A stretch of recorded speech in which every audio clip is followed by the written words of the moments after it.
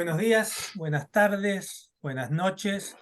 Quisiera empezar destacando el hecho de que están presentes hoy personas que se están conectando desde los 5 continentes, es decir, desde diferentes zonas horarias.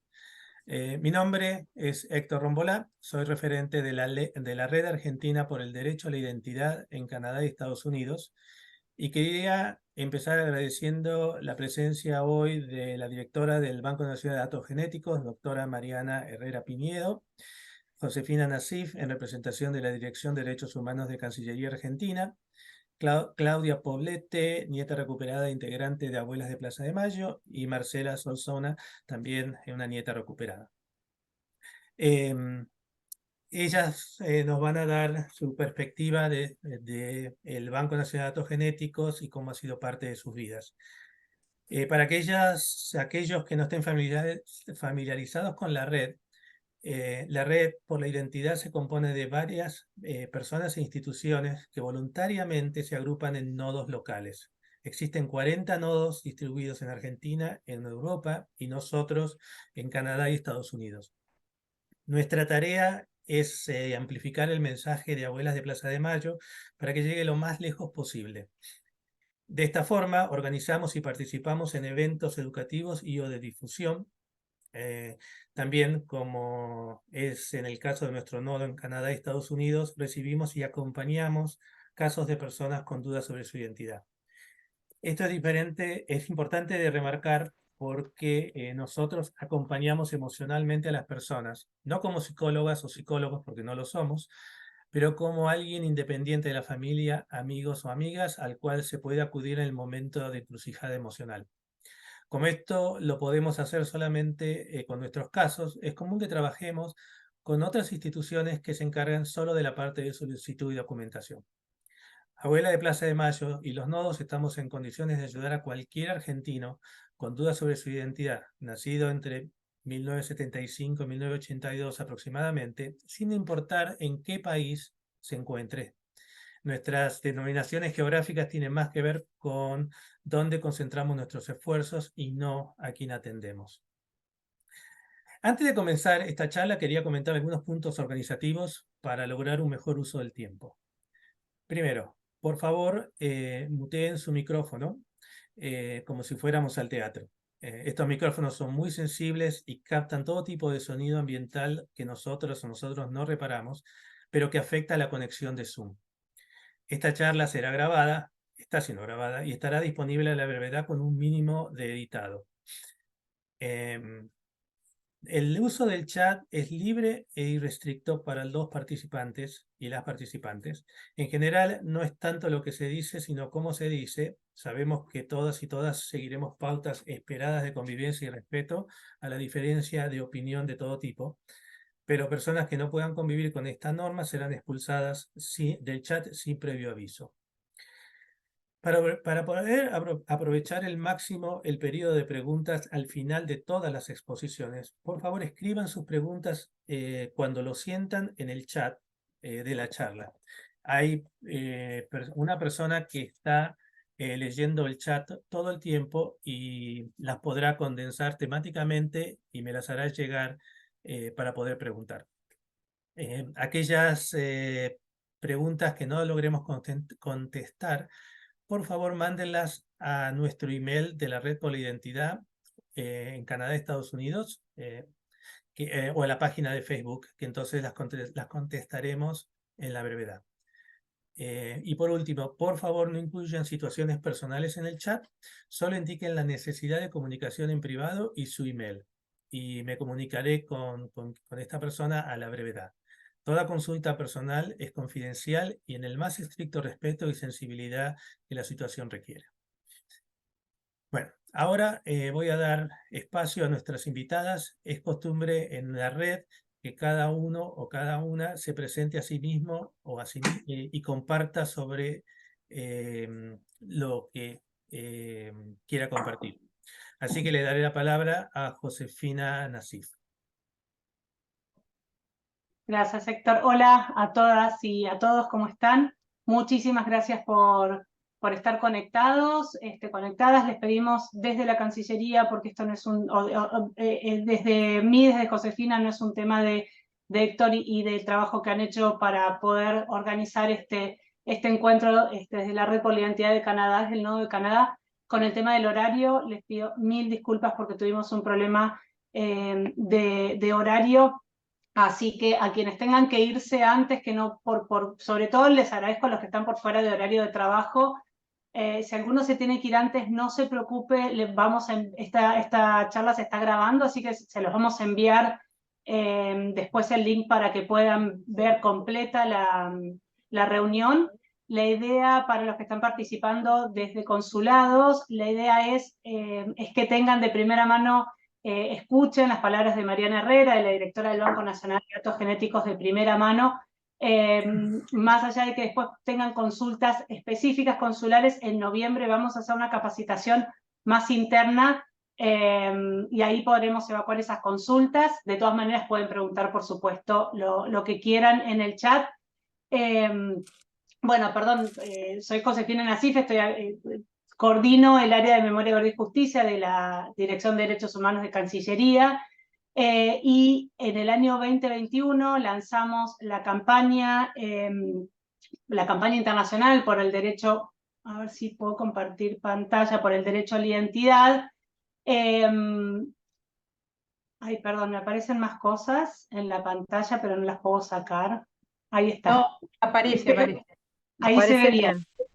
Bien, espero que esta campaña la lanzamos en el año 2021, en marzo, con la idea de que todos los consulados, representaciones, embajadas tengan esta gráfica impresa en distintos idiomas, según el idioma local o el de mayor alcance, según el país donde se encuentren, para que tanto la comunidad de argentinos, argentinas que vayan a hacer cualquier trámite a nuestras sedes,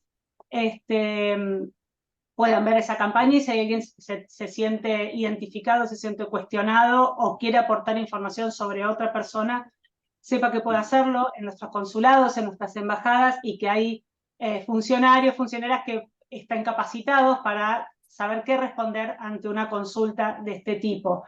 La idea es una campaña de difusión, es hacer difusión de las políticas públicas que tiene la Argentina, y en colaboración con sociedad civil, o al revés, la sociedad civil de Argentina, buscando a las nietas y nietos, con las abuelas de Plaza de Mayo, y cómo el Estado fue incorporando a través de políticas públicas, haciéndose cargo de esta búsqueda.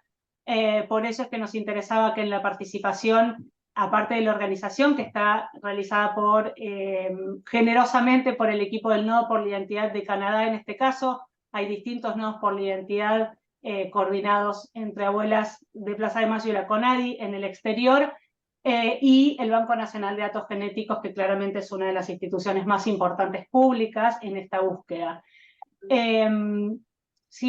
Simplemente desde, a ver si puedo mostrarles otra de las piezas de la campaña. Ahí lo tenemos, no la agrando para no hacer lío, ahí la tenemos en inglés.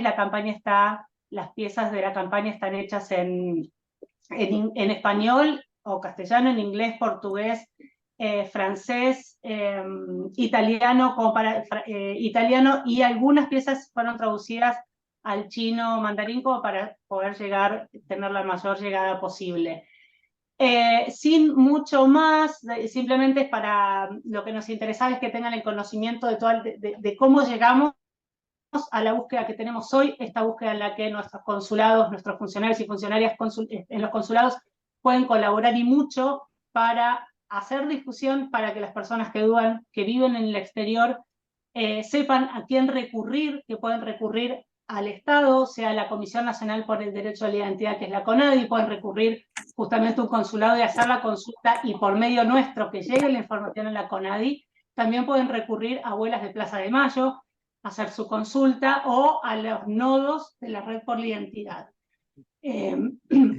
Nos interesaba entonces, como les decía, que conozcan cómo nace esta búsqueda y cuál fue el aporte de la ciencia, y desde esto que hablamos de la muestra del ADN, que es lo que después le pedimos muchas veces a los consulados para obtener la sangre o el material biológico, para que sí se pueda hacer la compulsa con el Banco Nacional de Datos Genéticos. Sin mucho más, le paso la palabra a... primero vamos a ver un video del Banco Nacional de Datos Genéticos y después ya va a tomar la palabra Mariana Herrera y quedamos entonces ante cualquier consulta que la hagan por favor a través del chat y en lo posible les pedimos que silencien los micrófonos. Gracias.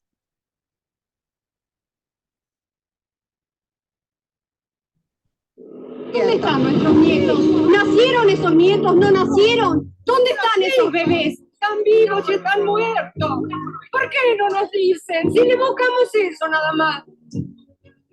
El Banco Nacional de Datos Genéticos se formó por una idea de las abuelas que no sabían cómo hacer para poder buscar los nietos, y en un viaje que hizo Estela con otras abuelas, habían ido a hablar con una persona que era genetista. Llegan en 1982 a Estados Unidos, donde se contactan con Víctor Penchazade, que junto a Eric Stover y Cristiano Rego convocan un grupo de científicos especializados en genética y en matemática forense para crear el índice de abuelidad.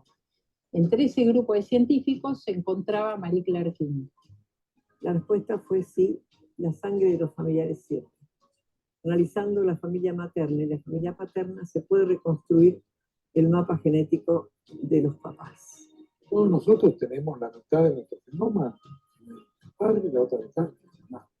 Pero a su vez, esa mitad que viene del padre, viene la cuarta parte de la abuela paterna y cuarta parte del abuelo paterno. O sea que cada uno de nuestros 4 abuelos tiene todas las características que tengo yo. Yo digo que la mano de alguien que siempre está y el amor que sentimos por nuestros hijos y por nuestros nietos, que felizmente los estamos encontrando. Los científicos son los que nos dieron la pauta, los que nos han ayudado, y si no hubiera sido por ellos, imposible. Para nosotros fue un logro enorme que está comprobado en el mundo. Yo tuve que esperar el resultado bastante tiempo, y cuando me lo dieron, yo me acuerdo de leer así rápido todo y abajo como 99 con 17 nueves, así que decía que la probabilidad era de que yo era Claudia Poblete. Donde había duda, donde había incertidumbre, donde había esta cosa de acá hay algo raro, pero no sé bien qué, había una certeza. Esta es la persona que yo soy, esta sí es mi familia.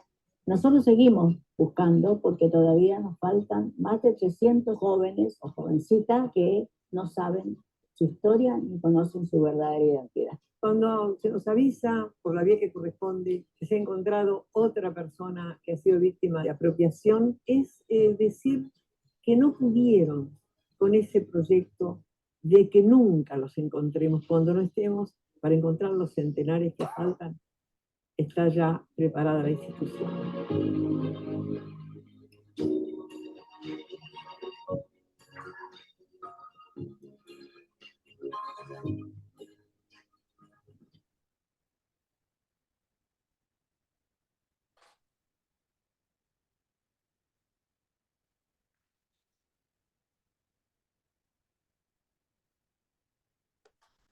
Bueno, Mariana, escuchamos tus palabras ahora. Bueno, hola, ¿qué tal a todas y todos? Bueno, gracias Héctor por coordinar, digamos, y organizar esta reunión con tantos actores. Nada, yo voy a contar un poco cómo es el trabajo adentro del banco, para que ustedes se den idea qué es lo que nosotros realizamos, y por el otro lado, cómo articulamos con los distintos lugares, con Cancillería y con otros actores que tienen que ver con instituciones públicas, incluso con abuelas, para lo que tiene que ver el proceso de restitución de una identidad. Entonces, voy a poner, ¿dónde está acá? En el PowerPoint. En el PowerPoint. Voy a compartir pantalla un minuto solamente para mostrar acá. Para que tengan una idea de... A ver si lo puedo poner. Ahí está. Ahí está. ¿Se ve bien? Sí, ¿no? Sí. Bueno, perfecto. A ver, el banco no es una institución, o sea, es una institución científica, pero no trabaja solamente, digamos, dentro de la institución, sino que articula con distintos actores. Acá al banco, o sea, nosotros lo que tenemos conformado en el banco es, por un lado, una base de datos genéticos con los perfiles de todos los grupos familiares que hasta ahora han hecho sus denuncias ante la justicia de que un niño o una niña de ese grupo familiar nació en cautiverio o desapareció junto a sus padres, y por el otro lado también puede pasar que no haya sido la familia que se haya acercado, sino que la Comisión Nacional por el Derecho a la Identidad y abuelas hayan investigado alrededor, a través de los testimonios de los juicios de lesa humanidad, digamos, casos que no fueron tomados o documentados en su momento. Entonces es la Comisión Nacional por el Derecho a la Identidad quien se acerca a los grupos familiares, hace una investigación alrededor de es embarazada, en qué centro clandestino pudo estar, cuáles son las fechas probables de parto, etcétera, y se acerca al grupo familiar para decirles que su hija o su hijo o la pareja de su hijo estaba embarazada a la hora de desaparición o que tuvo un bebé en cautiverio, y pedirles que den una muestra de su sangre para poder incorporarse a la base de datos genéticos de grupos familiares del banco. Entonces, yo acá les muestro en este circuito cómo funciona el banco, digamos. Nosotros, no es que acá alguien viene y toca el timbre y dice, yo dudo de mi identidad y quiero analizarme en el banco. Esto pasa por un proceso que viene previo, que es un trabajo que realiza tanto la Comisión Nacional por el Derecho a la Identidad como la Justicia Federal en el caso que haya una denuncia alrededor de una persona o de un niño que puede haber sido apropiado. ¿Está bien? Entonces, una vez que tanto la CONADI como la Justicia Federal hacen su investigación y consideran que esa persona tiene que venir a dar una muestra al banco para compararse masivamente contra todos los grupos familiares, es que se nos oficia, por un lado a través de la justicia, o la CONADI nos avisa que va a mandar una persona con un turno, con un horario preciso para que nosotros le tomemos muestra. Y por el otro lado también, como esta búsqueda es federal, porque no se sabe dónde están los nietos, de hecho ha habido desaparecidos en todas las provincias, y puede pasar que un niño al ser apropiado haya migrado la familia a otra provincia, o que haya sido inscripto en otra provincia, registrado como, digamos, como hijo propio o como adoptado. Entonces es que nosotros viajamos, el personal del banco viaja a las provincias para tomar muestras de cualquier persona que se dude de su identidad. Y por el otro lado, este último tiempo, lo que hemos hecho también, siendo que es muy difícil estar en todas las provincias todo el rato, no tenemos tanto personal, y una forma digamos, de cuidar los recursos humanos también es que hemos firmado convenios en la mayoría de las provincias con instituciones científicas del CONICET, el Consejo Nacional de Investigaciones Científicas y Técnicas, que ponen sus instalaciones o sus científicos a disposición para que se tomen muestras en los propios institutos del CONICET en cada una de las provincias. Entonces, hoy en día es mucho más fácil porque de golpe se puede arreglar, no darle un turno específico para cuando viaja el banco a esos lugares, sino que se puede tomar una muestra ahí con nuestros procedimientos, y esa muestra queda en guarda en la institución hasta que es retirada. Mismo también la PSA, que es la Policía Aeroportuaria, que también se mueve a lo largo de todo el país, tiene médicos y extraccionistas que muchas veces ante la situación en la cual el personal del banco no puede concurrir o no hay una institución en esa provincia, la PSA también puede funcionar como auxiliar nuestro en esas tomas. Para esto, obviamente, que hay protocolos muy estrictos, que son los mismos protocolos que nosotros utilizamos. Ahora sí voy al exterior, a lo que ocurre en los nodos por la identidad en el exterior, que toman las muestras por vía consular. ¿Está bien? Nosotros hemos preparado un procedimiento para los consulados, que digamos que Cancillería lo remite a cada consulado donde se va a tomar una muestra, les enviamos los kits de toma de muestras, y bueno, eso se realiza mediante la elaboración de un acta, donde se registra la persona, el DNI, firma el cónsul también, y al mismo tiempo la muestra que se toma, que es una mancha de sangre que se deposita en un papel que protege el ADN, está bien, para que llegue bien y se pueda preservar durante más de 20 años. Entonces, todo ese material lo aportamos nosotros y esa muestra de papel con su mancha también lleva el registro de la firma de la persona y va en un sobre que se firma cruzado también y de esa manera llega a Cancillería y Cancillería nos lo remite a nosotros o sea, nos pide a nosotros que lo vayamos a buscar. Por eso es importante saber que cuando se toma una muestra en el exterior no se pierde nunca la cadena de custodia. De hecho, hay formularios de cadena de custodia muy precisos respecto de quién tiene la muestra en guardia en el lugar donde se tomó hasta que llega al Banco Nacional de Datos Genéticos. Bueno, luego lo que ocurre es que tanto Comisión Nacional por el Derecho a la Identidad como Justicia Federal hacen una solicitud de una pericia o un cotejo de una persona. También puede pasar, y esto lo comento porque es importante, hubo casos de parejas en las cuales la mamá estaba embarazada, pero no desapareció, pero sí desapareció el padre. ¿Está bien? Entonces, ¿qué pasa? La justicia pide un ADN para demostrar que ese niño que después nace o esa niña sean efectivamente de esa rama paterna.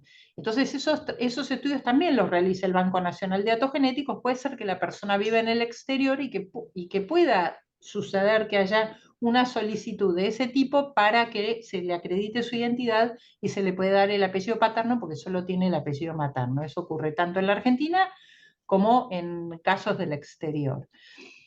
Luego se toman las muestras biológicas y las muestras biológicas, digamos, en el banco pueden ser voluntarias o a través de la justicia federal que intima a una persona o oficia a una persona para que se acerque y dé su muestra voluntariamente, o en el caso que la persona se niegue, puede ocurrir que el juez decida o allanar la vivienda de la persona para tomar objetos personales que contengan su ADN, como un cepillo de dientes, o pedirle algo de las prendas que tiene puestas. O sea, nosotros sabemos que las células, que de todas las prendas que están en roce con la piel, se pegan células nuestras propias y de ahí es muy fácil obtener ADN hoy en día. Y por el otro lado hay casos en los cuales una persona se puede haber dudado de su identidad o puede haber dudado y no haber dado una muestra en el banco, y ahí interviene y fallece previo a darla, entonces ahí interviene el equipo de nuestros antropólogos forenses que exhuman por pedido judicial o por pedido de la Comisión Nacional por el Derecho a la Identidad, pero siempre a través de la justicia en estos casos. Y luego, bueno, entramos dentro del proceso, dentro del laboratorio, ¿está bien? Donde se obtiene, digamos, el ADN. Quiero explicarles una cosa, que en el banco todas las muestras, la mitad de la muestra entra al proceso en el laboratorio y la mitad de la muestra queda en guardia en el archivo del Banco Nacional de Datos Genéticos. O sea que ante una necesidad de repetir una muestra, ya sea por pedido judicial o porque nosotros tenemos una duda, o porque el día de mañana hay nuevas tecnologías y es necesario analizar esa muestra con las nuevas tecnologías, tenemos muestras archivadas de todas las personas que pasaron por el banco. ¿Está bien? Y lo mismo del ADN. El material genético que se obtiene, nosotros una parte continúa el circuito del laboratorio y otra parte forma parte del archivo de ADN del banco. O sea, muchas veces nosotros no necesitamos ir a la muestra original porque tenemos cajas con todos los ADNs de todas las personas que pasaron en algún momento de los 36 años de historia del banco. Bueno, y luego entra dentro del laboratorio, donde no me voy a meter mucho en los marcadores que se analizan, pero básicamente se obtiene un perfil genético de esa persona, y ese perfil genético va al cotejo con la base de datos. ¿Qué es lo que hay en la base de datos? La base de datos es un software que tiene, por un lado, los perfiles genéticos de todos los grupos familiares, conformados con sus vínculos, ¿está bien? Si tenemos abuelos, referimos que la persona que estamos buscando es un nieto, si tenemos tíos, referimos que la persona que estamos buscando es un sobrino, etcétera, dependiendo de cómo esté conformado el grupo familiar, y eso ya lo tenemos en nuestra base de datos. Entonces lo único que tenemos que hacer es subir el perfil genético de la persona, apretar un botón, y se compara automáticamente contra todas las familias del banco. ¿Está bien? ¿Y eso qué es lo que nos da? ¿Qué es lo que nosotros vemos? Nosotros vemos un número, que no es ese 99% que hablaban las abuelas en su momento, que era el índice de abuelidad. Nosotros vemos un número que es como poner en una balanza dos hipótesis. Una es la hipótesis de que esa persona tiene ese perfil genético porque es nieto de ese grupo familiar, por ejemplo, un grupo familiar, supongamos Pérez González, ¿está bien? Respecto, en el otro platillo ponemos la hipótesis de que la persona no está asociada a ese grupo familiar. Entonces, esto es una formulación matemática, tiene algoritmos matemáticos el software de búsqueda. Entonces, ¿qué hace? Dice, ¿cuántas veces es más pesado un platillo respecto de otro? ¿Está bien? Eso sería la idea. Entonces, si el número dice 1.000.000, es que es 1.000.000 de veces más probable que esa persona esté relacionada con esa familia a que no lo esté. Eso es lo que nosotros ponemos. Es como poner en una balanza y ver qué es lo que pesa más, si la hipótesis de no relación respecto de la de relación o viceversa. ¿Está bien? Y en función de eso elaboramos lo que se llama el informe pericial. El informe pericial para los casos negativos es un informe estándar donde se dice que la persona se la comparó contra todos los grupos del banco y que hasta ahora no se encontró un vínculo biológico respecto de los grupos que hay, pero que esa persona queda en comparación en el banco, a pesar de haber dado negativa, a la espera de que se incorporen o nuevos grupos familiares o que se incorporen nuevos familiares a los grupos. Porque puede pasar que haya grupos familiares que fueron muy diezmados durante la dictadura o grupos familiares en los cuales dio su muestra biológica, quizás la abuela, y no teníamos ni a los otros abuelos paternos, ni al abuelo materno, porque fallecieron en su momento. Entonces, bueno, ese grupo está muy incompleto. La probabilidad de no identificar, de no encontrar al nieto, si lo tenemos en la base de datos, es muy alta. ¿Está bien? Entonces nosotros nos vemos en la obligación de reforzar la información genética de ese grupo familiar a través quizás de las exhumaciones de los abuelos, tanto paternos como maternos. Ustedes piensen que cuando se conformó el banco, si los abuelos estaban fallecidos, no había técnicas de extracción de ADN a partir de restos óseos. Eso comenzó acercándonos al año 2000, ¿está bien? Entonces, bueno, lo que está haciendo el banco ahora es todos esos grupos familiares que estaban muy incompletos, los estamos completando con información genética de manera que si el nieto vino al banco y lo tenemos en nuestra base de datos de negativos, lo podamos identificar. ¿Está bien? Esa es la idea. ¿Qué pasa cuando nosotros tenemos un valor muy, muy alto a favor de la hipótesis de abuelidad? ¿Está bien? De identificación. Cuando nosotros tenemos eso, o sea, no podemos empezar a brindar de entrada, ¿está bien? Sino que tenemos que hacer toda una investigación alrededor, que tiene que ver con la investigación preliminar. ¿A qué llamamos nosotros la investigación preliminar? A todos los datos previos a que la persona haya dado su muestra en el banco y todos los datos previos de la historia del grupo familiar con el cual estamos asociando a esta persona. Porque, por ejemplo, si la mamá desapareció embarazada en junio del 76 y el valor muy alto lo estamos viendo con un chico que tiene una partida de nacimiento de diciembre del 77, no, perdón, al revés. Si la mamá desapareció en junio del 77 y el chico tiene una partida de nacimiento de diciembre del 76, el chico no puede haber nacido antes que la mamá haya desaparecido embarazada, ¿está claro?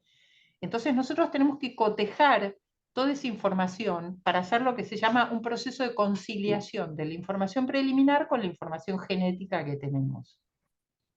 Y todo tiene que coincidir. Y hasta que eso no coincide, no se mandan los informes ni a la Comisión Nacional por el Derecho a la Identidad ni a la Justicia Federal. Y eso, ese proceso de conciliación nos obliga a intercambiar información con determinados estamentos. Por ejemplo, si la persona fue remitida por la Comisión Nacional por el Derecho a la Identidad, existe ya un legajo respecto de esa persona, con los datos, con la historia de por qué esa persona se acercó voluntariamente a Abuelas o a Conadi, qué es lo que contó, cuál es su acta de nacimiento, cuáles son las fechas, etc. ¿Está bien?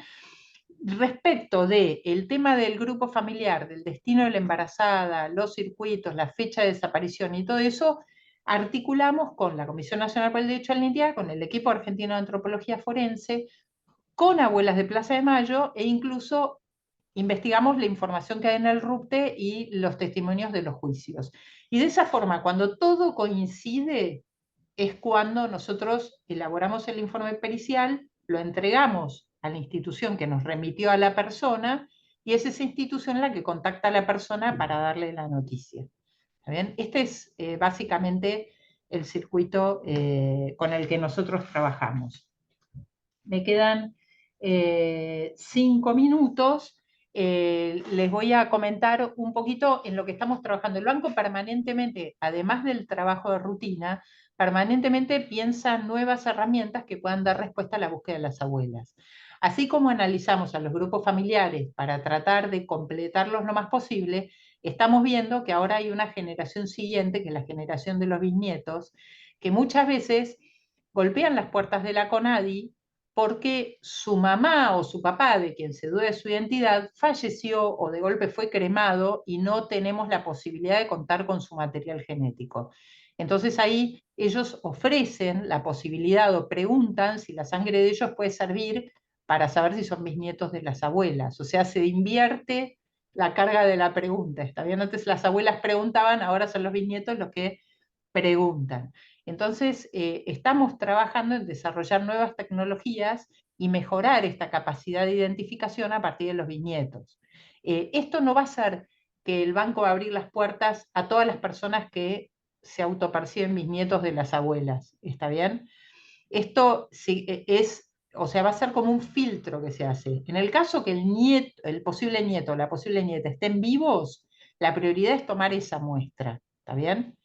En el caso que la persona haya fallecido o haya algún impedimento para tomarle una muestra a una persona que se dude de su identidad, entonces ahí sí podemos habilitar la posibilidad de que se incorporen los bisnietos. Por eso yo esto lo aclaro, porque cuando empezamos con lo del índice de bisnietidad, se generó todo un ruido alrededor de, bueno, ahora, ¿cuándo pueden empezar a venir los bisnietos o lo que sea? No es algo así. O sea, va a haber un trabajo previo de filtrado antes de que un posible bisnieto venga a analizarse en el banco, ¿está bien? Y eso lo vamos a trabajar con la Comisión Nacional por el Derecho a la Identidad y con la justicia también. No sé si me quieren preguntar algo o si hay algo que quieran que hable en particular. Mariana, eso te lo vamos a preguntar después de que hablen Claudia y Marcela. Y la gente ya está escribiendo, creo, algunas preguntas. Y entonces ahí te podemos preguntar directamente. Perfecto. ¿Te parece?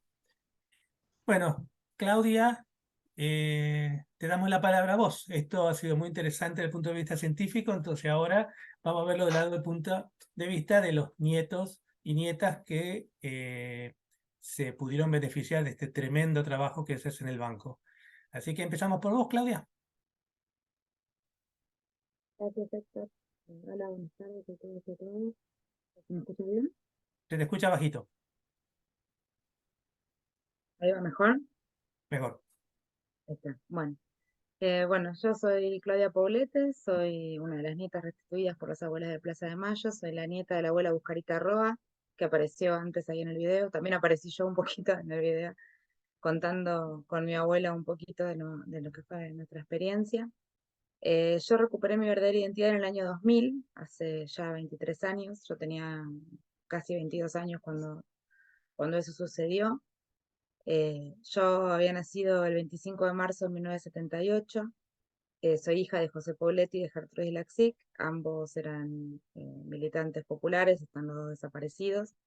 Yo fui secuestrada junto con ellos cuando tenía 8 meses de vida durante la dictadura y los tres fuimos llevados a un centro clandestino de detención que se llamaba El Olimpo, que estaba acá en la ciudad de Buenos Aires.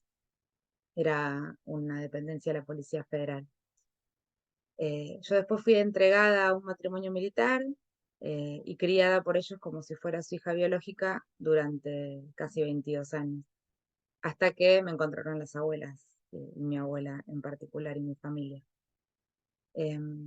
Yo había sido criada por esta familia que eran militares, con una bajada ideológica muy clara, donde me habían dicho que las cosas que habían pasado en la época del proceso, como le decían ellos, no le decían la dictadura, que eso había sido una guerra, que las viejas locas de la Plaza de Mayo eran unas mujeres que habían sido madres de terroristas, que era todo mentira lo que ellas decían, que en realidad querían vengarse de los militares, y bueno, yo durante mucho tiempo fui parte de esa familia y creía en ese discurso. Pero bueno, a los 21 años me llega una citación judicial. Yo no había tenido dudas sobre mi identidad. En realidad había tenido algunas cosas que no me cerraban durante mi infancia, ¿no? Este matrimonio que me criaba eran personas muy mayores de edad. Ellos tenían casi 50 años en el 78. Yo no sabía la edad de verdad de ellos, no la supe durante mucho tiempo. Yo me daba cuenta que eran viejos, entonces eso me parecía raro. Pero no había llegado a pensar la posibilidad de ser hija desaparecida. De hecho, no sabía que había abuelas que buscaban niños, ¿no? Que, robados. Sabía de las madres de Plaza de Mayo, pero casi nada de las abuelas. Entonces me llega una citación judicial diciéndome bueno, que me tenía que presentar en un juzgado.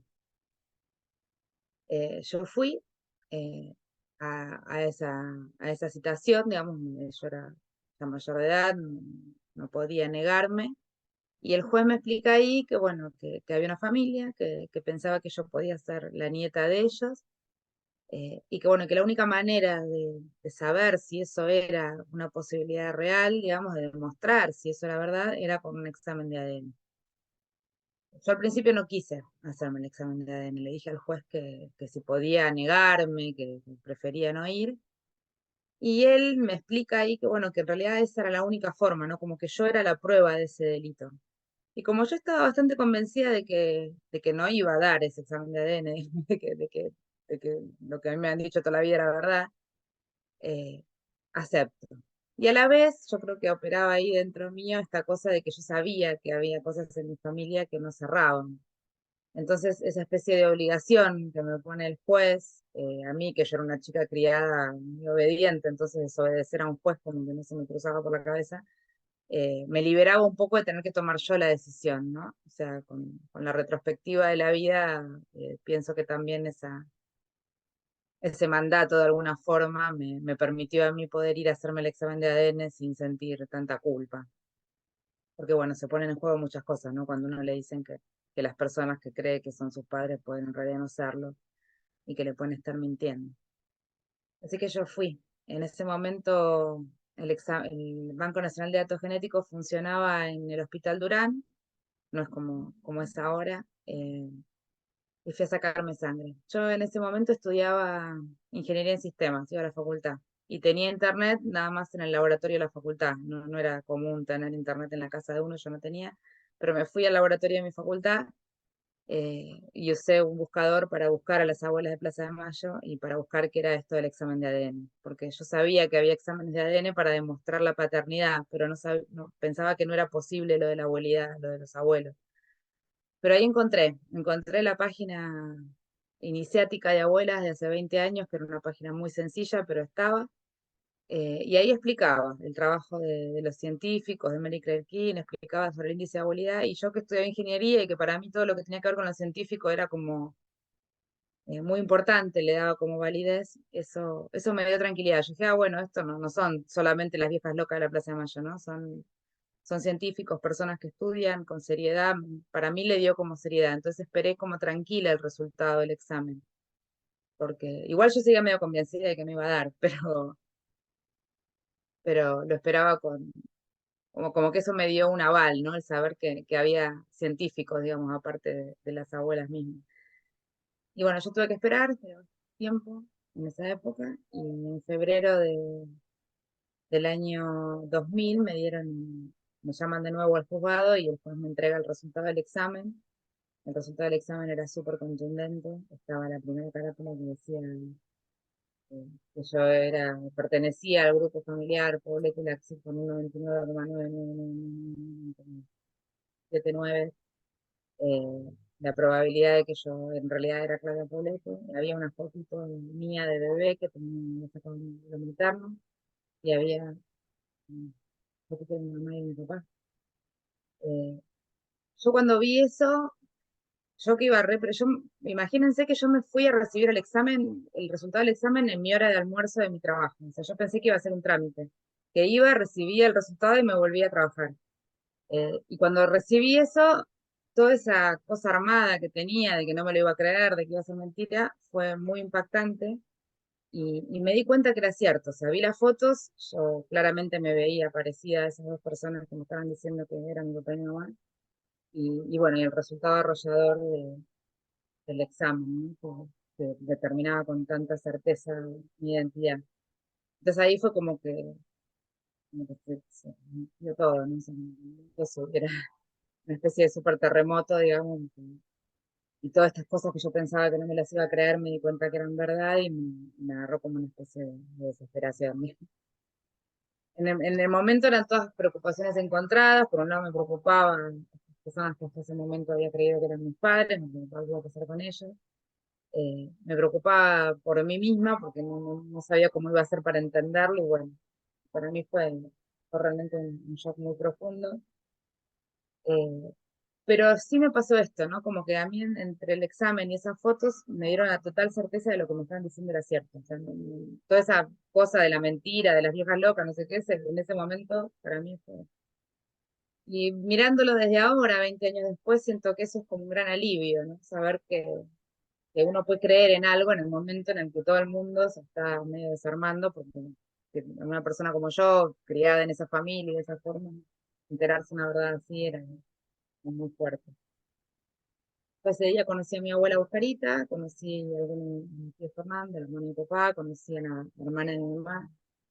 Ellos fueron súper respetuosos conmigo. Yo al principio no tenía muchas ganas de relacionarme con ellos, no los conocía, me parecía que no iba a querer, pero ellos fueron súper pacientes conmigo y de a poquito se fueron acercando, y fueron muy respetuosos también, y bueno, pudimos ir construyendo un vínculo que bueno, llevó mucho tiempo y mucho trabajo personal de todos, pero que hoy por hoy es muy sólido, digamos.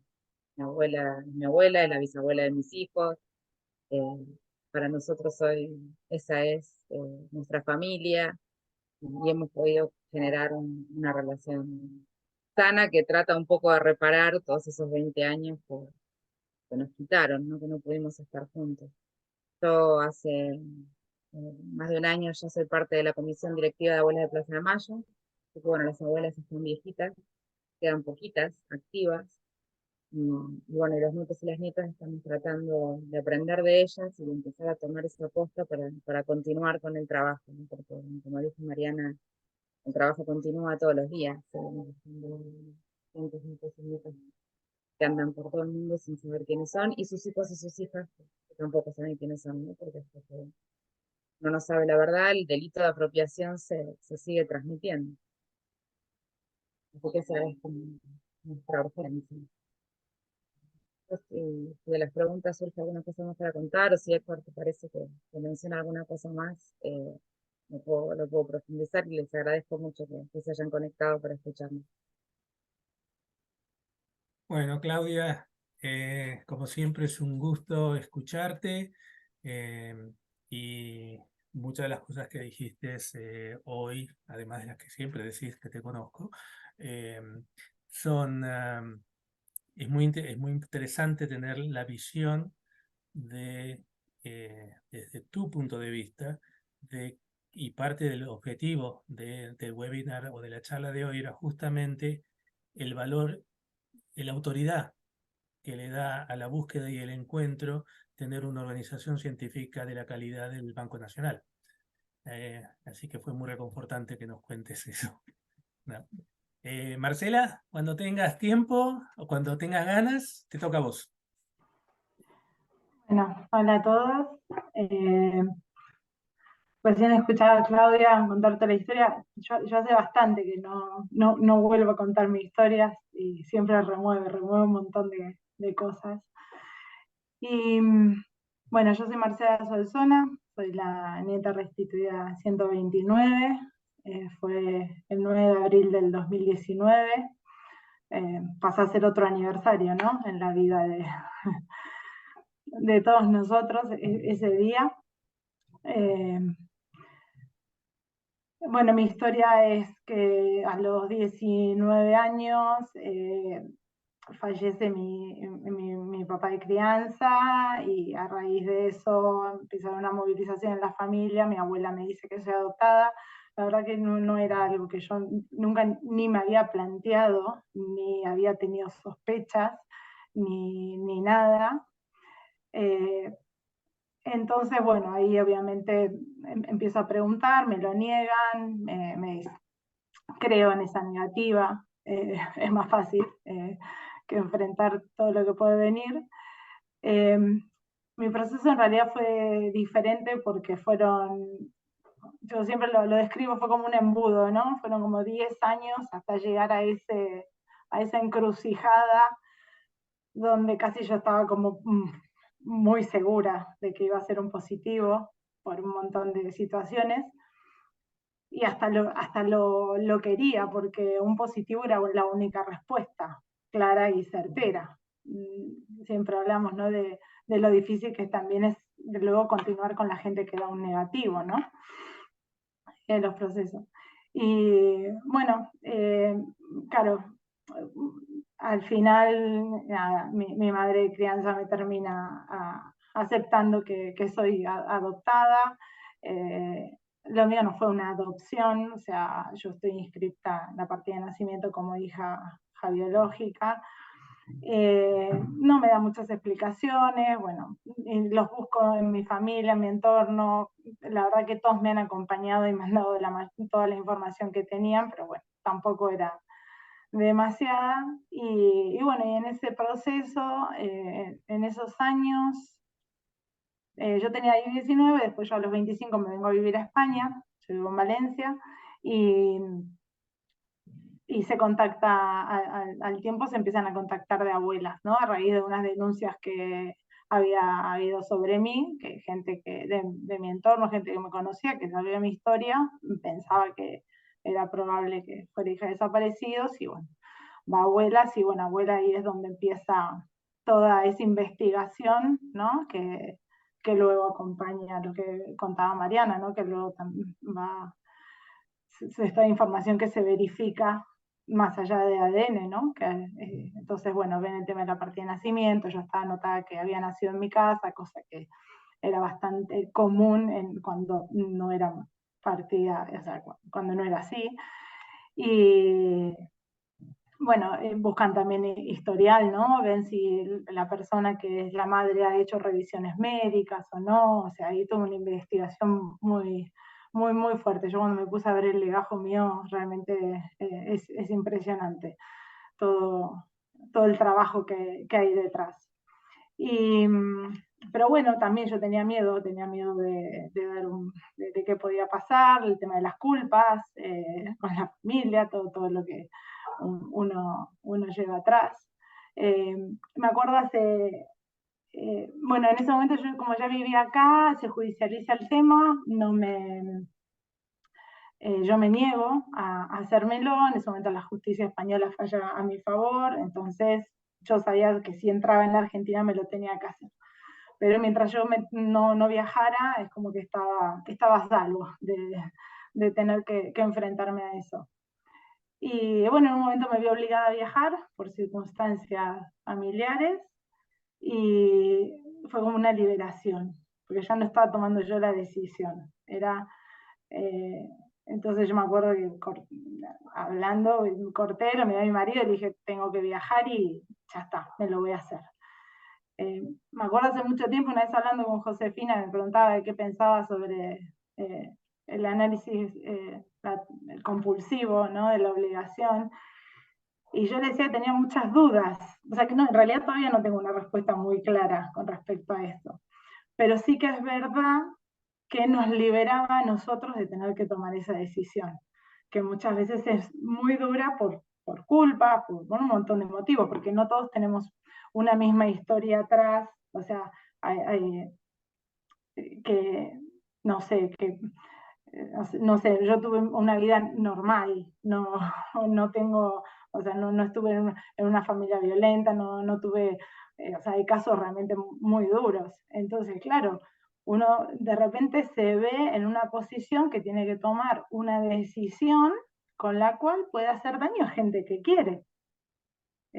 Eso es, bueno, solo los que hemos estado en esa situación podemos entender eso. Pero por otro lado también es la necesidad de conocer nuestra verdadera historia, nuestro verdadero origen.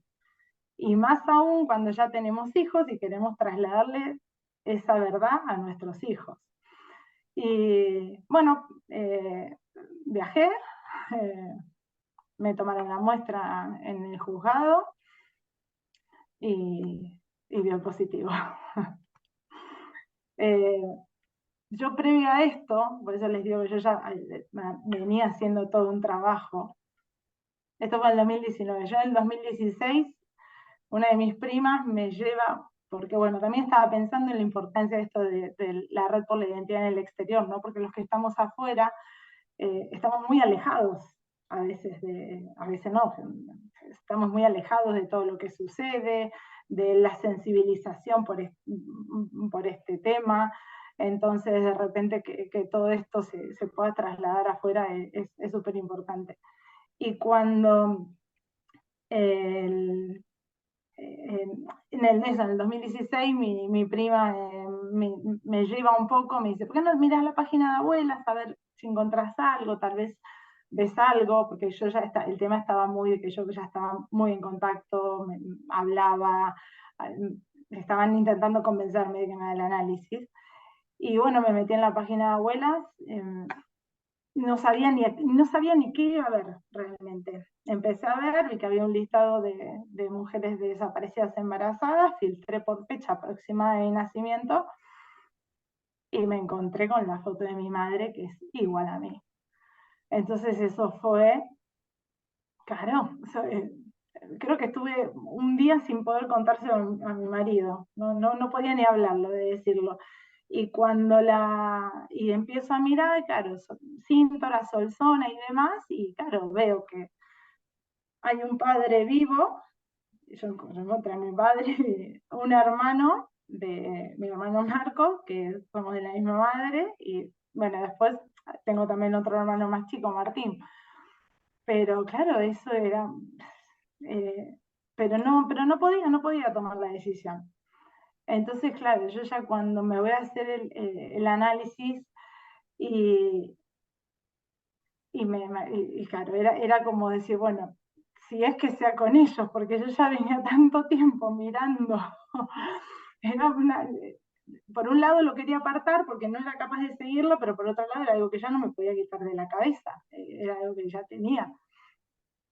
Que de hecho después me acuerdo que cuando me las primeras veces que hablo con mi hermano, digo, yo te tengo que contar algo, porque sentía una culpa de que llegaba, al final uno vive con culpas, de un lado y del otro, ¿no? Pero le digo, yo te vi hace un montón en Historietas por la Identidad, o sea, es que tenía ubicado y cada tanto intentaba googlear algo, fijarme algo.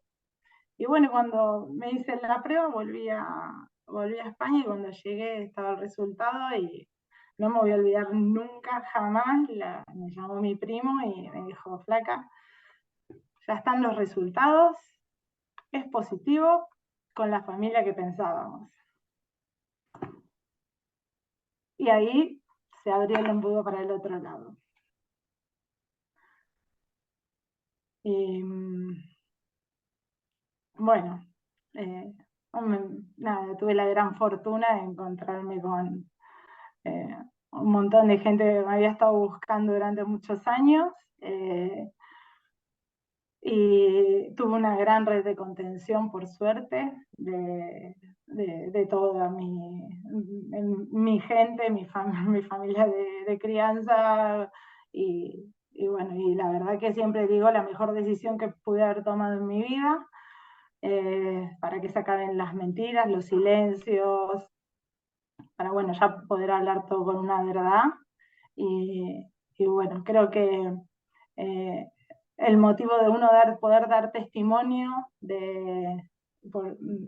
estos testimonios personales, ¿no? Que es para justamente que si alguien está escuchando, que si alguien se siente sensibilizado o que siente algo parecido que le puede estar pasando y demás, sepa que bueno, que no está solo, que somos un montón que podemos acompañar en este tema, y bueno, y desde ya ese agradecimiento eterno con las abuelas que han empezado esto, con después, bueno, todos los científicos que han podido colaborar con ellas, porque es tan claro y tan real que si no fuera por las abuelas y no fuera por un banco de datos genéticos, 133 familias no nos hubiéramos encontrado. Y 133 parece un número así como, bueno, no es un número tan grande, pero yo me acuerdo un spot que hizo hace un tiempo,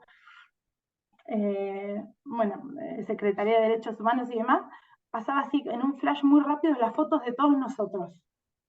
Y ahí uno tiene la magnitud de ver la cantidad de gente que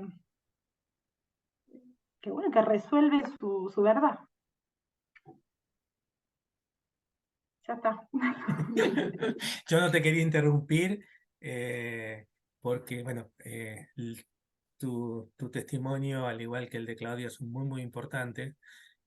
Yo no había reparado en algo que es verdad, que es verdad que yo lo he visto cuando hago entrevistas, que es el temor al daño que uno le puede hacer a la gente que lo rodea, ¿no? Y que vos decís que el hecho de saber que había una organización científica seria ayudó a que vos dieras ese paso, ¿no? Si iba a pasar lo que fuera a pasar, era con un nivel de seguridad que tenías en saber lo que realmente era verdad, que no era, no por desmerecerlo, por supuesto, pero que no estaba basado en una foto que vos decís, esta puede ser mis padres. Era algo más que eso, era algo científicamente probado más allá de toda posible duda, ¿no? Y también la otra cosa que rescato de lo que decís es el hecho que todos los que estamos lejos de Argentina estamos alejados de lo que sucede en Argentina, ¿no? Y parte de la red por la identidad en el exterior justamente es eso, es tratar de hacer llegar lo mejor posible eso que está pasando en Argentina, ¿no? Y que realmente es muy importante. Y realmente todos los que estamos fuera, aún el personal consular que temporariamente está fuera de Argentina, se dan cuenta lo cercano, pero al mismo tiempo lo alejado que es para muchos argentinos que están lejos y que no pueden seguir. Se les dificulta bastante, ¿no? Bueno, muchas gracias a vos también, Marcela. Yo siempre que veo que no hay muchas preguntas, tiendo a pensar, o no hay preguntas, tiendo a pensar que hicimos un trabajo excelente, que le pudimos contestar todas las preguntas a la gente antes que se las piense. Si hay alguna que no contestamos, por favor escríbanla. Yo tengo un par que quisiera preguntarles. Y la primera que tengo es una pregunta que le pregunté a Mariana la primera vez que la conocí, ¿no? Y que creo que cuando hago entrevistas, suele llegar el tema este. Y es ¿por qué en vez de hacer todo el proceso con el Banco Nacional de Datos Genéticos, no voy a uno de esos servicios privados, comerciales, no agarro un kit y ¿por qué no me fijo en uno de esos? ¿Y para qué me voy a fijar en el Banco Nacional de Datos Genéticos si tengo eso? Y me gustaría, Claudia, Mariana, si me podés contestar esto en el grupo para que otros que tengan esa pregunta la puedan saber la respuesta. Bueno, primero y principal porque los grupos familiares que están buscando a sus nietos y sus nietas están en el banco, no están en el MyHeritage, no sé, en todos estos lugares comerciales donde se mandan muestras. En general esos lugares comerciales donde se mandan muestras, ahí mandan muestras gente que de golpe sabe que está adoptada y quiere saber si puede encontrar ahí algún familiar o algo para poder esclarecer un poco más qué es de sus orígenes, o gente que lo hace lúdicamente para tratar de hacer turismo aventura yendo a los países donde encuentra un primo, una prima o cosas por el estilo. Esas tecnologías, si bien son fuertes a la hora o sea, tienen algún tipo de certeza, no son las que se utilizan en las bases de datos de búsqueda de personas desaparecidas en ningún país del mundo. ¿Está bien? Y en la comunidad científica están en lo que yo llamo una etapa de validación aún y de discusión. Por el otro lado, tampoco establecen fehacientemente los vínculos. O sea, mismas personas pueden ser tío sobrino como medio hermanos, por ejemplo. Entonces, hay muchas cosas que tienen estos lugares de búsqueda que no están, digamos, o sea, necesitan luego de la convalidación de una metodología de ADN como la que se utiliza en el banco, pero fundamentalmente es porque los familiares que los están buscando no están ahí. Ahí manda gente que voluntariamente decide mandar para ver si encuentra primos o sobrinos o lo que sea, pero no son justamente el universo de familiares que se encuentran en el banco. Bueno, está bien, eso ayuda muchísimo porque, bueno, yo creo que hay una diferencia. También existe toda la investigación que se hace, que vos que hablaste mucho en tu exposición y que la CONADI hace en términos de documentos, que ninguna de estas organizaciones hace, por supuesto. ¿No? Y además hay algo que tiene que ver no solamente con eso, sino también, yo algunas veces, bueno, yo soy miembro del Comité de Ética en Ciencia y Tecnología del Ministerio de Ciencia y Tecnología. Y hay algunos temas éticos que son difíciles, porque yo creo que la persona que busca su identidad de origen digamos, está trazando un camino que es difícil, que muchas veces es duro, que genera mucha sensibilidad y todo.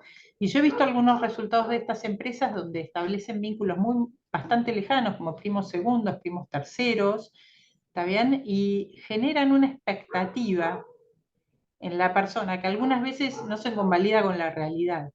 Entonces, también hay algo ahí que se juega. Lo que pasa es que, bueno, como siempre, ¿no? Las tecnologías se desarrollan y se transforman en un producto comercial antes de pasar debidamente por un análisis ético de cómo se usan y cómo se juega con las expectativas de las personas. Perfecto. Muy bueno. La otra pregunta que tenía era también, Mariana, para vos, si podés contar algo sobre lo que es la identidad biológica, el nuevo camino de alguna forma lateral que también el banco es parte. No entiendo. La identidad vos hablás, no entiendo qué es la pregunta. ¿Qué es la identidad biológica? No, aquellos ¿qué pasa con las muestras que no dan en relación familiar? Perfecto. Bien. Respecto del tema de las personas que dan negativas contra el banco por un lado tiene también una base de datos construida de madres que buscan en el mismo periodo, que fueron madres vulnerables, que de golpe fueron a tener sus bebés en hospitales y les dijeron que nació muerto, no le mostraron el bebé, y que ellas se quedaron siempre con la duda, o chicas muy jovencitas que por su condición social de clase alta de golpe quedaban embarazadas y los padres no querían, digamos, por un tema social, decir que había quedado embarazada soltera y habían entregado los bebés y que de golpe buscan o se preguntaron siempre qué habría sido de la vida de ellos y de golpe encuentran que en el banco hay una base de datos de unas 14.000 personas que dieron negativas. Entonces, bueno, con la Comisión Nacional por el Derecho a la Identidad nosotros trabajamos este tema. Nos pareció que era un tema, incluso con la justicia lo trabajamos, que nos pareció que era un tema importante empezar a incorporar a las madres que habían sido víctimas, ya sea de robo de bebés en hospitales, o por vulnerabilidades o por lo que fuera, dentro del mismo periodo. Y de hecho el banco está resolviendo muchos casos de madres, ha reunido varias madres con varios hijos e hijas de ese periodo. La base de datos del banco está conformada exclusivamente, no hay otra base del banco, nunca existió otra base que no tenga que ver con el periodo de la dictadura. Entonces, nuestra fortaleza es poder buscar en ese periodo. Cualquier otra persona que busca fuera del periodo de la dictadura, en el banco no va a encontrar respuestas porque nunca hubo una base de datos alrededor de otros periodos. Esto es importante porque muchas veces la gente confunde. Antes el banco lo que hacía era, cuando estaba abierto, cuando tenía un objeto más abierto, lo que hacía era estudios de paternidad comunes, o sea, una duda de un señor que dice este es mi hijo, o al revés, un hijo que le reclama la paternidad de un padre, y eso no es una base de datos, eso es un caso puntual que se dirime entre dos personas, uno a uno, se hacían los estudios y se entregaba el informe pericial. Y eso se hace en cualquier laboratorio del país de genética forense. Lo que tiene que ver con una base de datos, lo único que existió en el Banco Nacional de Datos Genéticos desde su nacimiento en 1987 hasta ahora, tiene que ver con el periodo de la dictadura cívico-militar. Por eso nosotros agregamos las madres de ese periodo a la búsqueda para poder dar una respuesta a esas casi 14.000 personas que vinieron al banco y que luego del negativo se quedan con dudas de dónde buscar. ¿Está bien? Entonces en eso el banco y la Comisión Nacional por el Derecho a la Identidad estamos trabajando.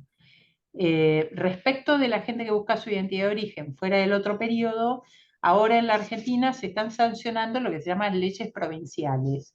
Y hay leyes de identidad de origen en casi todas las provincias. Y esas leyes afectan directamente a los laboratorios forenses provinciales que tienen que construir las bases de datos. Lo que está haciendo el Banco Nacional de Datos Genéticos, conjuntamente con la CONADI, es ayudar a conformar esas bases de datos. De hecho, tenemos reuniones con todos los laboratorios forenses de todo el país para ver cómo se puede hacer, porque ellos van a tener que compartir las bases de datos entre ellos hasta que haya una ley nacional de identidad de origen. Pero lo que sí tiene mucho sentido en todo esto es que ahí no se puede concentrar el procesamiento de las muestras en un solo lugar. Tiene que ser a nivel federal, a nivel de los laboratorios forenses, dependientes de los poderes judiciales de las provincias, y alimentar una base de datos nacional donde se pueda comparar una madre de La Pampa con un posible hijo que está en Jujuy. ¿Está bien? Pero no se puede concentrar en un único lugar porque tardaría más años que los que tiene el banco hoy en día para poder empezar a dar respuesta por el número de personas que han sido adoptadas desde todas las épocas de la Argentina. Entonces, lo que tiene sentido es concentrar en cada provincia las bases de datos locales que alimentan a una base de datos nacional. Y en eso está trabajando tanto el banco como la Comisión Nacional por el Derecho a la Identidad para construir esa base. Genial. Gracias por tu respuesta. Y una vez más, para el que tenía alguna duda, da la muestra del tamaño trabajo y el tamaño emprendimiento que es junto con el hecho de que tenemos que estar todos orgullosos porque entiendo que es único en el mundo, o por lo menos la cresta de la ola. Nicolás, sé que levantaste la mano y pregunta. Dale. Sí, ¿qué tal? ¿Cómo están? Estamos acá en el consulado en México. En realidad, en el chat me figura deshabilitado para hacer consultas, por eso no pude escribir, no sé si será un tema mío o en general. No te preocupes, haz tu pregunta sin problema. Bueno, no, les comento, bueno, obviamente que es muy emotivo todo lo que cuentan. Nosotros en el ISEN, en el Instituto de Servicio Exterior, también tuvimos charlas en este sentido. Bueno, siempre han sido muy significativas para nosotros. Y acá con el cartel que teníamos al principio, que mostraron, justo tuvimos una situación donde una persona nos hizo la consulta. El cartel de identidad que mostraron al principio lo tenemos en la puerta del consulado, al ingreso, y una persona nacida en el 76 nos hizo la consulta, ¿no? Que sabe que es adoptada. Nosotros mandamos toda la información a la Dirección de Derechos Humanos para que lo puedan retransmitir a la CONADI. Esto fue muy reciente. Y bueno, yo en realidad lo que les quería preguntar es cuáles son los criterios o cómo continúa el procedimiento. Porque la persona no es argentina, mexicana, ella tenía dudas. Bueno, nosotros mandamos la información y no somos obviamente nosotros los que filtramos eso, ¿no? Desde luego. Pero ¿cuáles son los criterios posteriores y cómo se continuaría en este caso, ¿no?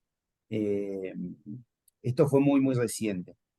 Y sí, o sea, tiene nacionalidad mexicana, nacían en el año 76, su duda, porque realmente puede sonar medio extraño, pero no tenía, nos lo explicaron así, esta persona y sus familiares, obviamente no tenía una fisonomía típica que puede ser de aquí, y desconocía totalmente su origen. Bueno, ¿cómo se descartaría o se avanzaría en este caso, no? Nicolás, ¿cómo estás? Tomo la palabra. Lo que hacemos es, sí, el caso lo recibimos, lo enviamos a la CONADI. A la CONADI nosotros le enviamos la información tal cual como nos mandan ustedes, y cuando ustedes nos aportan un correo electrónico de la persona interesada, eso es lo que le mandamos a CONADI. Si esa información está, CONADI se contacta directamente con la persona para iniciar el proceso. Es necesario que muchas veces eso se los pedimos a ustedes también, que la persona firme, es una hoja muy simple, que es un consentimiento para que CONADI pueda abrir un legajo en su nombre. O sea, da el consentimiento para que CONADI investigue. Si no está ese consentimiento, CONADI puede investigar igual, pero bueno, son los protocolos CONADI. Si hay el consentimiento, se inicia el proceso y, como mencionó Mariana Herrera en un momento, lo primero que hacen se analiza la documentación, la prueba documental de registro de nacimiento, digamos, de lo que hay de prueba. Y va a ser la CONADI la que indique, según esa investigación preliminar, la primera investigación que se hace sobre la documentación y cómo avanza esa investigación, va a ser CONADI quien determine si es necesario la extracción de muestra hemática para ingresarla al Banco Nacional de Datos Genéticos. Eso es como el final. Muchas veces, es para que tengan idea de se analizan más de 1000 casos, son 1000, Mariana, ¿no? Más o menos al año ingresan pedidos de CONADI, ingresan al Banco Nacional de Datos Genéticos. Como bien explicó Mariana, la base de datos que hay ahí es solo de las familias que buscan. Que las familias que buscan, hay un estimativo de 500 nietas o nietos apropiados en el plan sistemático. Si es por probabilidad, va a dar negativo claramente, o sea, son muy pocos los casos que dan positivo. Eso no quiere decir que esa persona que duda su identidad tenga que seguir buscando. Entonces, muchas veces lo que se hace es para descartar que sea del banco, aunque se pareciera que no va a ser alguien. No es que, a ver, nosotros muchas veces decimos en estas capacitaciones, por más que la partida de nacimiento esté firmada por Videla, no quiere decir que la persona después va a dar positivo en el banco. Entonces, primero la documental, que eso lo investiga CONADI. Después se le consulta a la persona si acepta hacerse la extracción de muestra hemática, porque CONADI entiende que hay que hacer la compulsa en el banco de datos genéticos, para descartar o para ver si puede ser positivo, porque hay probabilidades según la documentación o el caso. Si la persona no quiere en ese momento, ahí ya pasamos otro tramo. Si la persona no acepta hacérselo, que está en todo su derecho, ahí no es un cuestionamiento, ahí pasa la justicia. Si no, se mantiene todo en CONADI. Y si CONADI entiende que es necesaria la extracción y la persona vive afuera, ahí sí volvemos a pedirles a ustedes, o sea, CONADI nos vuelve a pedir a la Cancillería para que se haga la extracción. Puede suceder que CONADI entiende que haya que hacer una extracción, la persona elige viajar a Argentina, como fue en el caso de, bueno, la persona de Marcela decide viajar a Argentina y se hace acá en Argentina la extracción, entonces el consulado no interviene, no vuelve a intervenir. Eso también puede suceder. En estos casos, más allá de que entiendo porque nos pasa a todos esto, sobre todo el involucramiento, porque uno lo que más quiere es poder colaborar con nuestro trabajo en que una nieta o nieto se encuentre con su familia. Muchas veces queda ahí, no sabemos nada más. De hecho, en los casos que aparecieron, que dieron positivo de restitución de identidad, que se trabajó desde los consulados, a los consulados no se informó de en qué consulado se había trabajado. Esto para que no haya periodistas que estén tratando de buscar a esa nieta y nieto, que es su derecho de cada uno, si quiere hacerlo público o no. Entonces, por eso, o sea, lo que ustedes nos mandan, nosotros lo remitimos a la CONADI y es la CONADI la que hace la investigación. Y si CONADI nos quiere pedir algo más, ahí lo hará. Eso no quiere decir que si la persona interesada se comunica con el consulado de nuevo para ver qué se puede hacer, que ustedes nos pregunten, nosotros preguntamos a la CONADI en qué está el trámite, pero siempre somos un canal, no hacemos nosotros no participamos para nada en la investigación. Espero haber sido clara con la respuesta, Nicolás. Y después esto de nuevo, los casos a nosotros, o sea, ustedes nos mandan a nosotros un caso que por más que digan, no es una persona, nació en el año 1973, por decirles, o 1987, no importa. no importa, nosotros lo mandamos igual a CONADI, es CONADI, son los expertos de la CONADI los que van a decidir, y lo hacemos a CONADI y no a abuelas, porque es el Estado, ¿no? Por eso lo hacemos a CONADI. Y es CONADI la que va a decidir descartar el caso según los criterios de la CONADI, no nosotros, aunque a priori nos parezca que claramente no es un caso para nosotros, de todas maneras es CONADI quien determina si continúa o lo cierra, y le va a informar a la persona el resultado de esa investigación. Gracias. Gracias, Josefina. Nicolás, vos hiciste un comentario al pasar que me parece es una buena idea de si Mariana quiere traernos un poco de claridad con respecto a lo que, si yo uso mal la palabra, me disculpo, al tema de los fenotipos, de lo que cómo la persona se parece y si es un criterio o no para decidir si es un caso con validez o no. Mariana, ¿querés contestar?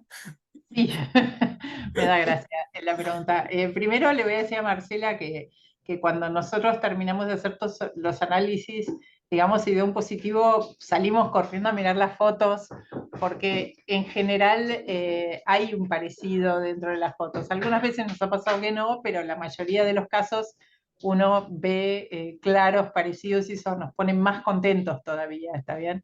Ahora, respecto de los fenotipos y respecto de las imágenes, yo voy a explicar una cosa que tiene que ver, porque por ejemplo yo vi ahí el Instagram de una persona que hizo un experimento tipo IA Abuelas, creo que se llama, que empezó a surgir y todo. Eso es una barbaridad, ¿está bien? Eso es una barbaridad. Primero porque para que la inteligencia artificial pueda hacer determinadas asociaciones, hay que entrenarla con millones de datos, ¿está bien? Para que eso sea certero, si no, la inteligencia artificial va a cruzar con los poquitos algoritmos que tuvo, el poquito entrenamiento, y va a hacer lo que pasa en esas imágenes, que son rostros hegemónicos, gente que si las miran a todos, si las ponen a todos juntos, son todos muy parecidos. Está bien en el estilo, los ojos, que la mayoría tienen ojos claros, son flacos, digamos, o sea, es una barbaridad. Primero porque éticamente está mal, porque genera una expectativa en las familias de cuál es el rostro de su familiar, que es muy potente para una familia que ha esperado 40 años de encontrar a su nieto o a su nieta, que le estén mostrando un rostro como si fuera el verdadero rostro de su nieto o de su nieta, raya en la falta de ética total, digamos, ¿no? O sea, eso yo lo critiqué mucho en su momento en medios públicos cuando me preguntaron y todo. ¿Qué otro tema también genera eso? Que hay gente que toda la vida buscó su identidad de origen y de golpe se ve similar a una persona con un rostro que se publica, ¿está bien? Y dice, voy a ir a golpearle la puerta a esta familia porque yo debo ser el nieto o la nieta de esta familia. Otra barbaridad más, ¿está bien? Porque juegan con las expectativas de los dos lugares. Yo entiendo que esta persona después puso que era artística, que era una muestra artística, para mí es una barbaridad igual. Yo tengo 3 primos desaparecidos y los medio hermanos que están buscando a sus sobrinos, que están nacidos en cautiverio, inmediatamente me empezaron a escribir diciéndome, Mariana, ¿viste la foto del hijo de Valeria? ¿Viste la foto del hijo? O sea, una locura, ¿está bien? Yo creo que tendría que levantar eso de cualquier red que se comparta. Después hay algunas cosas, algunas preguntas a nivel de si se puede hacer cruces, o sea, entrenar estos algoritmos de inteligencia artificial como para luego hacer cruces con, por ejemplo, fotos que puede haber de las personas de Facebook o de Renapero, de donde sea, ¿está bien? Yo creo que para eso falta un montón, ¿está bien? Que esto no es preciso, ¿está bien? Y esto también tiene un riesgo muy alto, que es el riesgo matemático, que nosotros siempre hablamos. Nosotros nos preocupa mucho tanto el riesgo de falsos positivos como de falsos negativos, ¿está bien?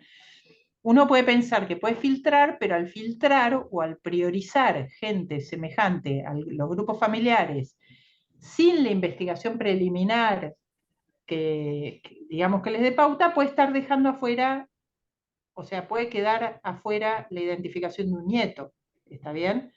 Porque no se parece a la familia. ¿Está bien? Por el otro lado, hay un tema que tiene que ver con las fotos. Las fotos de los 70 eran fotos, en su mayoría en blanco y negro. Hay muy pocas fotos, ¿está bien?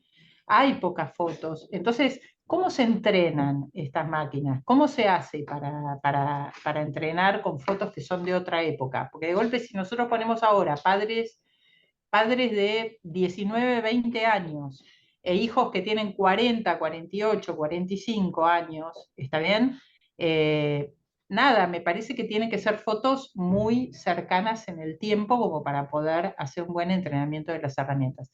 Así que yo digo, esto hay que tomarlo como un protocolo de investigación, pero no como un protocolo para utilizarlo en una búsqueda, sino primero para entrenarlo, para ver cuál es la capacidad de identificación, para validarlo científicamente y luego recién definir si se va a aplicar o no se va a aplicar en una búsqueda, porque lo que puede pasar es el riesgo de tener un falso negativo,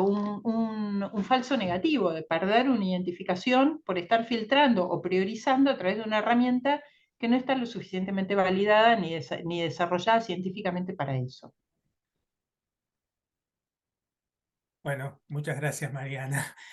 Nicolás, no te tomé de punto por las dudas, es que ¿cómo se llama? Tu pregunta justamente me hizo acordar, como dije al principio, la conversación que tuve con Mariana, y entonces originalmente me pareció que era un punto muy importante para aclarar. Agustín, levantás la mano y sos bienvenido. Tu pregunta. Sí, ¿qué tal? Buenas tardes. Bueno, muchas gracias por el espacio y por toda la exposición muy clara y, perdón, y también muy emotiva. Y gracias por contar sus historias. Bueno, soy Agustín Justo, estoy en la Embajada Argentina de Angola. Simplemente una consulta respecto de, por ejemplo, un caso hipotético. Se me viene a la mente una situación que, o sea, no, en el caso que se presente de una persona que tiene la duda, que se acerca a un consulado, pero que no tiene la decisión procesada por todo lo que implica y no venga con la firme voluntad, sino que diga estoy dudando, pida asesoramiento y después la persona después no quiere iniciar ningún proceso. Nosotros como cónsules, consulesas, tenemos que informar de algo de esto, por ejemplo, internamente, o se respeta la decisión de la persona hasta el momento que ella quiera iniciar un proceso o contactar a la CONADI. Agustín, gracias por la consulta. Técnicamente sí deben informarlo de vuelta. La persona que se acerca está en todo su derecho a decir si quiere avanzar, a decir quiero parar ahora, puede llegar a decirse me hago la extracción de ADN, ponemos un día, una fecha, el día que se va a hacer, dice no, de eso no hay discusión, que está en todo el derecho a hacerlo.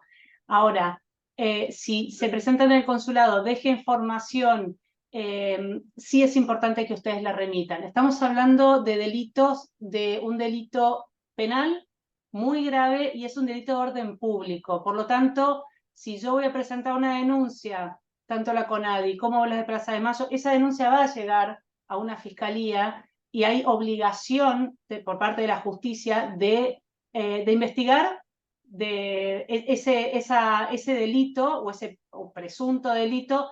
Hay obligación de investigar sin que la persona interesada dé su consentimiento, de vuelta, porque es un delito de orden público. Así que en eso no tienen que sentirse que están faltando a los deberes de recibir una información por parte de un ciudadano o ciudadana y que lo están informando, digamos. No es pasa, más allá de que sea una consulta particular, ahí sí, pasa a la parte de orden público porque se está investigando un presunto delito. Por supuesto, ustedes nos lo mandan en carácter de confidencial, nosotros lo presentamos a la CONADI en carácter de confidencial. Y la CONADI es la que por ley tiene la obligación de investigar y según sus protocolos y demás hará la investigación. Así que ahí no se tienen que sentir que están haciendo una pesquisa que no corresponde, al contrario. Y por otro lado, solo para aclarar ante la pregunta anterior, Mariana, en realidad, porque desde el Consulado de México consultaban por el tema de la fisonomía, que capaz que Mariana te quedaste, pero capaz que puedes aclarar eso. porque hace muy poquito, para los que están afuera, tal vez no supieron, circuló en muchas redes, sobre todo en las redes de nietas y nietos y de abuelas y familiares, una persona que quiso hacerlo con buena intención de cotejar utilizando inteligencia artificial, haciendo, o sea, yo no entiendo bien cómo es que se hace, pero lo que trató de hacer es cómo serían las caras de las nietas y nietos que buscamos. Personas de entre 48 y para atrás de años, o no, un poquito más puede ser también, digamos. Trató de hacer eso, trató usando las herramientas que hoy hay con inteligencia artificial. El resultado es un poco lo que comentó Mariana, fue muy choqueante. Por otro lado, esto es usar estereotipos, porque lo que explicaba Mariana, porque no hay mucho avance y demás. Entonces, tal vez Mariana te quedaste con eso y no explicaste un poco lo de la consulta de la persona en México que fue a consultar y que ella misma decía que por su fisonomía no le parecía que podía ser la fisonomía típica de México, según entendí yo la consulta. Tal vez en ese sentido, esto porque sí es importante, por más que nos parezca que no por cuestiones de fisonomía no debería ser argentina, pongo entre comillas, o mexicana, eso sí tal vez es importante para aclararlo. Gracias. Sí, perdón. Nada, yo creo que cualquier caso se tiene que investigar, ¿está bien? Que si es una persona cuyos padres son argentinos, que bueno, que están viviendo en México y que la persona tiene la fantasía de que puede ser una persona apropiada o un niño robado o algo que viene de Argentina, y obviamente se tiene que investigar. Ahora tiene que haber, también la CONADI ahí hace un trabajo bastante digamos, puntilloso respecto de cuáles son las razones para que esa persona tenga sospechas, ¿está bien? Porque si los padres, digamos, son mexicanos, han vivido toda la vida en México, y él se ve distinto a los padres, puede tener un problema identitario que tenga que ver con que no se ve parecido a los padres, pero eso no quiere decir que sea argentino y que sea uno de los bebés robados. Entonces, me parece que ahí, lástima que no haya acá nadie de la CONADI que pueda responder eso, pero ellos hacen una investigación preliminar. Por ejemplo, si la persona tiene si sabe que es adoptada, van a los registros de adopción y tratan de ver a ver si está el nombre de la mamá que lo entregó en adopción o no, si tiene una partida de nacimiento de un parto domiciliario, donde el 70% en general de las personas apropiadas tienen un registro de partida de nacimiento de parto domiciliario. Está bien, entonces inmediatamente se lo manda al banco, pero bueno, hay una investigación preliminar que en general la hace más exhaustiva la CONADI, donde toma el testimonio. Hay gente que tiene fantasía de que puede no ser hija de los padres biológicos, nos ha pasado muchas veces acá, que después quedan negativos en el banco, de golpe dicen, bueno, quiero traer a mis padres biológicos para sacarme la duda, porque la insistencia es tan grande que de golpe la misma CONADI les ofrece hacerse la paternidad con quienes piensa que no son sus padres para que se quite esas dudas. En muchos casos de esos han sido casos en los cuales era hijo de los padres biológicos y solo tenía una fantasía porque no se parecía o no se veía lo suficientemente parecido. Hubo un caso que a mí me tocó hace mucho, mucho tiempo, no cuando estaba en el banco, que era una persona que decía que no era hija de sus padres biológicos porque no se veía parecida, era idéntica, pero idéntica al padre, idéntica, el mismo color de ojos, todo, pero bueno, hay montones de situaciones así que ya entran digamos, en otro espectro y que bueno, que tienen que ser evaluadas antes de mandar una muestra al banco. No sé, les quiero mostrar algo para que se den una idea, si puedo compartir pantalla, pero acá tengo las imágenes estas de IA Abuelas. Mariana, ahí lo compartió Estela en el chat. Perfecto. Compartió una nota de página 12 y de ahí lo van a poder perfecto, estamos perfecto. pasados horario para los Mejor, que tengan mejor. liberarse. No, lo que sí aclarar, que también puede ser, que Mariana dijiste recién lo de padres argentinos, en realidad también pueden ser extranjeros que hayan adoptado, entre comillas o no, pero que hayan adoptado en Argentina, digamos, que haya una adopción. O alguna. Por eso es muy importante que la persona que se presenta dudando de su identidad o porque cree que o porque tiene información de otra persona que podría llegar a ser una de las nietas y nietos que buscamos, es porque toda la información que tenga, que pueda aportar al caso, no quiere decir documentación como prueba, sino la información. ¿Por qué te parece? ¿Por qué te parece? Entonces, bueno, porque fui criada en un contexto de una familia militar, por ejemplo, puede que no, puede haber, o sea, cada caso es distinto, pero por eso es muy importante toda la información que pueda aportar. De todas maneras, si es poquito lo que aporta, nosotros lo enviamos a CONADI y va a ser CONADI la que le va a seguir sacando información a la persona. Pero sí, eso también es súper, súper importante. Sí, Per- Perdón, quisiera, ¿puedo decir 2 líneas más de esto? Por ahí que también aportan un poco. Eh, dale, sí. pero es muy breve, o sea, esta persona tenía fecha de nacimiento en su partida en septiembre del 76. Entonces, bueno, también ahí hay un punto que ella también evaluó. Y después, bueno, no sé, en este sentido, por ahí es una cuestión obviamente más psicológica y que ustedes tendrán más claro, pero empezó con este proceso una vez que sus padres adoptivos murieron. O sea, los padres nunca le habían dado ningún tipo de información de nada y se animó a empezar con esta búsqueda de su identidad, independientemente, ¿no? De cuál sea su identidad. Recién cuando los padres murieron, vio la fecha y de alguna manera terminó justo de casualidad con la información del consulado y ahí se activó. Entonces, bueno, por eso también le dimos obviamente, pero sabemos que no somos nosotros el filtro, ¿no? Pero tenía justo esa fecha y bueno, y esa circunstancia muy particular. Sí, no, y sabe, y lo que es más allá de para agregar un poco más a lo que dice Josefina, las situaciones son muy diversas, es muy difícil establecer una validez o invalidez de algo. Entonces es bueno mandar toda la información a las personas que tienen más experiencia. Yo recuerdo un caso de esta persona que tenía partida de nacimiento en un país limítrofe de Argentina y que ella había hecho uno de estos test comerciales y le había dicho que sus genes eran preeminentes en Argentina también, ¿no? Y que ella había escuchado en algún momento que sus padres habían pasado por Argentina.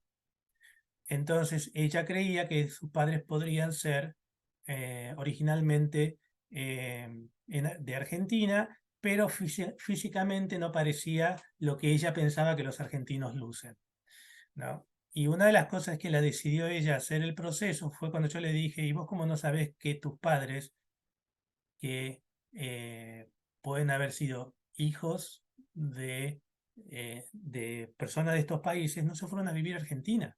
Vivieron toda su vida en Argentina, ¿no? Y hay un montón de información en Argentina, ¿no?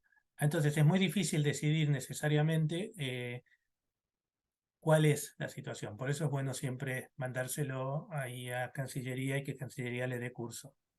Perdón, voy a decir algo científicamente, genéticamente y científicamente para aclarar. La población argentina es una población que se llama en el mundo admixed. ¿Qué quiere decir? Que tiene una mezcla, ¿está bien? Que de orígenes europeos, orígenes africanos, orígenes portugueses y orígenes, digamos, o sea, de distintos orígenes, además de los orígenes amerindios. Entonces, la gente no se puede basar en un estudio genético que le están diciendo, no, tus orígenes, vos tenés genética de Argentina, ¿está bien? Porque no está bien eso. No está bien porque justamente lo que es difícil es tratar de definir la población argentina. De golpe, cuando uno se plantea con, digamos, determinadas características del ADN mitocondrial de origen, digamos, wichi o de origen tehuelche o mapuche, que tienen características particulares, bueno, uno puede decir, bueno, vos probablemente tenés algún origen a través de tu familia del área nativoamericana de la región. Pero eso no lo define que sea argentino, ni que sea peruano, ni que sea boliviano. ¿Está claro? Entonces, para mí es muy importante eso, porque la gente, como se hace estos test genéticos, donde les dicen la ancestría y todo, bueno, les agarra como la fantasía, soy argentino, nací en el 76, entonces debo ser, o sea, tengo raíces argentinas y debo ser un nieto de las abuelas que me llevaron a vivir a Hungría. No, no es así, ¿está bien? Entonces esto también es importante tenerlo claro a la hora de definir la genética. O sea, no podemos caer en la genomanía tampoco, de que todo es a través de los orígenes que dicen estas compañías, digamos, que venden estos servicios de turismo ancestral. Sí, no, totalmente. Sí, vamos a terminar la reunión porque ya es un tema muy interesante, hemos pasado ya la hora y media y como dije al comienzo, hay gente que está viendo esto a la noche, así que podríamos dejarlos comer un poquito e ir a dormir si quieren. De todas formas, en el chat pusimos la dirección de email de nuestro nodo. Cualquier pregunta que les haya quedado pendiente, cualquier pregunta que les aparezca en otro momento, nos pueden escribir con toda tranquilidad. Si es algo que definitivamente nosotros no sentimos que podamos contestarlo, les lo haremos llegar a Mariana o a Josefina o a quien sea. Pero bueno, quería terminar dando una vez gracias a todas y a todos por su presencia y en la charla y en particular a la gente que está haciendo todo este trabajo detrás de escenas, que son Estela Ríos, Gabriela Poggi y Guillermo Ríos, que son los que nos dan la tranquilidad de poder hablar enfrente de ustedes sin tener que estar preocupándonos de cosas.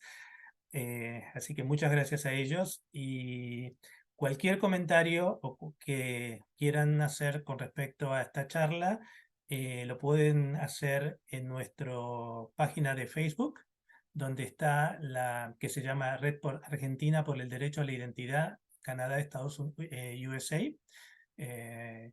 y que si es un comentario sobre la charla, pónganlo en el posteo de de la invitación a esta charla. Y y si es una cosa de un carácter más personal, por favor escríbanlo en un mensaje privado y nosotros nos vamos a contactar con ustedes o pasar la información a la persona que corresponda. Bueno, gracias por todo su apoyo, por todo su interés. Tengan un muy buen día, buenas tardes o buenas noches. Y bueno, será hasta la próxima vez que nos podamos encontrar. Muchas gracias. Chao, hasta luego. Gracias, Héctor. Gracias.